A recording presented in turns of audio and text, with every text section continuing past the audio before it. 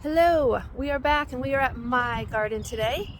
So just a quick tour to refresh you. I have two taller raised beds. They're about 1.5 feet tall, and then I have two lower ones that are maybe 6 or 8 inches tall.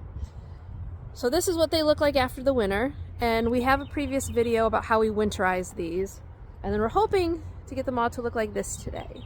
But the big main event for today is the potatoes.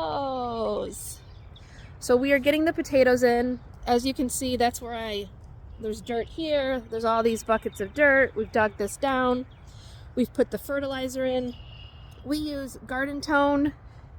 To see more specifics about what we use, we have a previous video about the bedding, the fertilizer, all that jazz, so you can check that out.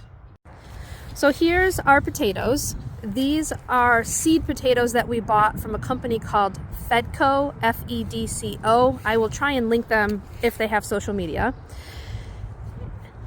I am very particular about the type of potato. I do a lot of frying of my potatoes. So these are the Caribou variety russet potatoes. If you're somebody who likes to fry and doesn't want sugary, burny potatoes, this is my recommendation. Now the reason we've dug all this up versus just pressing these down into the soil or digging little holes and putting them down into the soil is because even though this is all compost that I've gotten from my county, it can still compress down and make it hard for the plants to grow up through. So we recommend digging it out, putting them in, and then we're going to cover this all back up. So we are done for today and in the nick of time because it is starting to rain. So just as a reminder, we are Southeast Michigan, which is Zone 5, border Zone 6. So what we did today was we got our potatoes planted, and we need to get some more compost for that bin, which is why we don't have any of the horse bedding on it.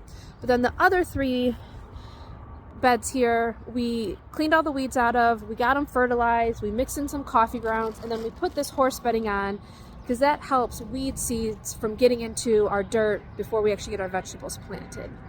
So that's kind of where we're at for my garden right now. It is early May, so we will keep you posted as we move through the garden season. Thanks for joining us.